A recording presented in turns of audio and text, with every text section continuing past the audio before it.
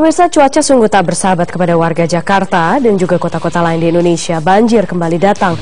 Diperkirakan hujan lebat akan terus mengguyur Jakarta hingga 4 hari ke depan dengan intensitas sedang hingga tinggi. Jakarta sebenarnya selalu bersiap menghadapi banjir besar tiap 5 tahun sekali. Terakhir, banjir besar Jakarta tahun 2013 melumpuhkan kegiatan di pusat kota.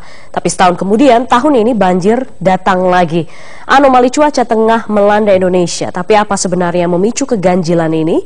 Apa ini hanya fenomena alam? Lalu bagaimana kerusakan lingkungan juga telah mempengaruhi cuaca secara umum?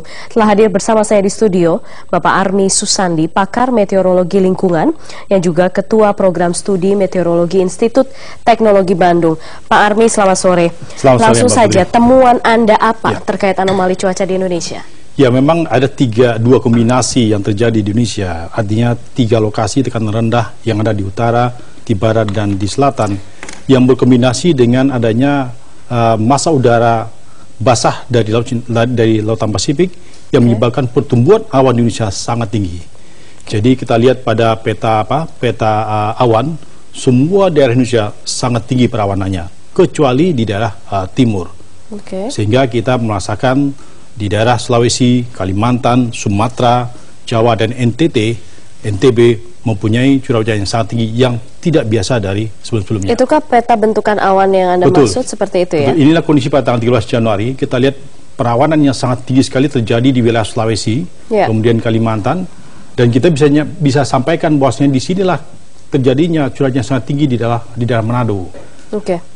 Dan itu yang menyebabkan banjir bandang kemarin. Betul. Tetapi kemudian kita lihat rupanya curah hujan ini yang tinggi di daerah Manado, saat ini kita anggap dia sudah hampir habis. Sudah hampir habis. Artinya cuaca ekstrim yang terjadi di Manado diperkirakan tidak akan terjadi Itu yang lagi. Terbaru 17 Januari kemarin? Betul. Sampai 18 Januari yang saya download tadi malam. Masih ada ya? Sama 18 Januari sudah mulai berkurang yang di daerah utara. Betul. Tetapi di daerah Jawa tidak, Sumatera tidak. Masih ada potensi tinggi curah hujannya. Ini sebenarnya bisa diprediksi sejak kapan sih Pak Army? Ya, biasanya kita prediksi sekitar 5 sampai dengan 10 hari ke belakang. Tetapi dinamika prediksi ini sangat tinggi. Sebagai contoh begini, perkiraan saya paling tinggi adalah hari ini, tetapi rupanya geser. Tetapi dalam 2-3 hari ke depan, diperkirakan Jakarta, seperti halnya Jakarta ini, curah hujannya makin tinggi.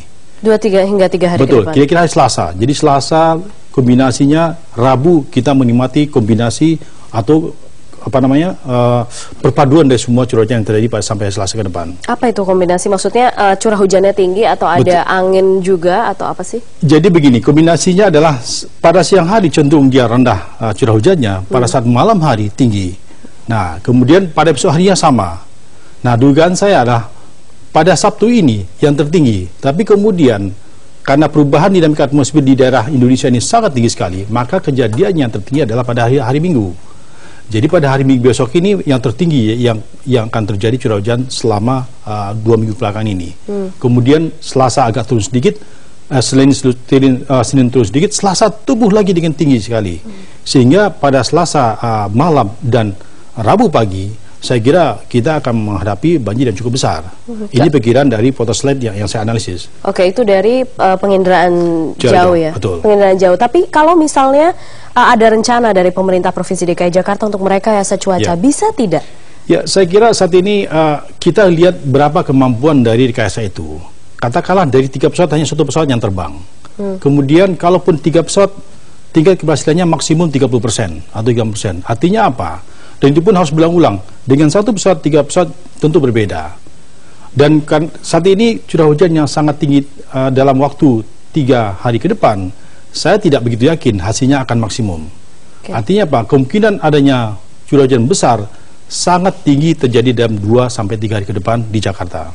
2 hingga 3 hari ke depan di Jakarta. Sebenarnya pengaruh angin yang mengumpul sekarang di atas wilayah Indonesia, itu apakah ada pengaruh dari siklon lainnya yang terjadi di luar wilayah Indonesia? Ya, kombinasi antara angin yang kita sebut angin timuran yang membawa hujan dengan adanya siklon ataupun kita sebut dengan tekanan rendah, itu adalah penyebab dari pertumbuhan awan, penyebab hujan yang sangat tinggi di Indonesia saat ini.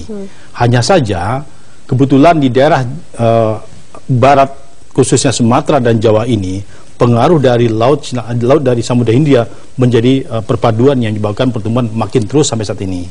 Saya ingin konfirmasi lagi, sebenarnya kalau misalnya rekayasa cuaca dilakukan, apakah itu hanya akan berdampak di atas wilayah Indonesia, lalu kemudian awan itu bergerak ke wilayah di atas wilayah Jakarta, lalu kemudian awan itu bergerak ke wilayah lain dan mengumpulkan awan, uap air dan segala macam yang lebih besar lagi? Iya.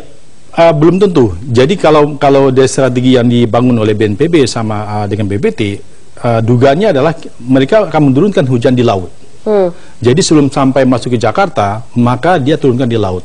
Tetapi kita lihat tentunya penyemuanya harus besar, seedingnya harus besar sekali, dan ini harus berulang kali. Dan lakukannya pada saat, kalau dugaan saya sebaiknya lakukan sebelum jam 12 malam.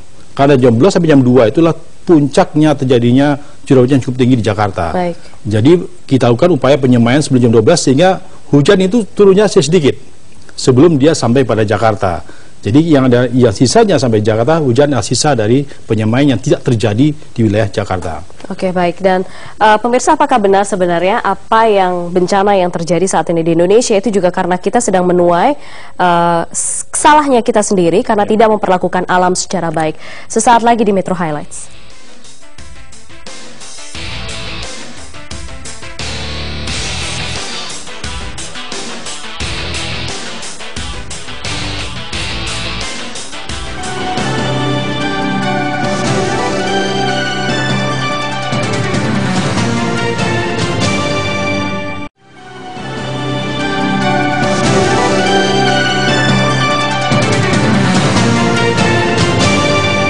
Kembali di Metro Highlights, pemirsa, masih dengan narasumber saya, pakar meteorologi lingkungan, Pak Army. Seberapa besar pengaruh lingkungan terkait dengan anomali cuaca yang sekarang terjadi di Indonesia? Iya, saya kira kita bicara secara global dulu. Jadi ada yang fenomena disebut dengan pemanasan global. Itulah penyebab utamanya. Kenapa demikian? Karena memang kita yang menciptakan demikian. Karena emisi CO2 yang kita rilis ke udara sangat tinggi sekali. Sehingga terjadi anomali di mana-mana, termasuk di kutub, di subtropis, termasuk kita di tropis ini. Sehingga akhirnya pola-pola curah hujan, kalau kita pola curah hujan yang berubah, kalau orang subtropis atau di daerah tropis, kutub, mereka cenderung berubah ada temperatur. Nah, jadi kejadian kita adalah, yang kita alami adalah curah hujan yang terus-menerus berubah. Apakah intensitasnya tinggi atau sangat rendah sekali, sehingga kekeringan kita. Dan ini diperkirakan tidak akan pernah selesai. Kenapa demikian? Karena kita terus mengeluarkan CO2 dan seterusnya, sehingga pola-pola tekanan, pola temperatur tidak pernah stabil. Hujan ini juga kan mereka cenderung untuk menjaga kestabilan. Nah, sudah stabil, mereka mungkin kita tambah lagi pemanasan dan seterusnya. Baik. Terima kasih Pak Army Susandi, informasinya lengkap sekali. Terima kasih.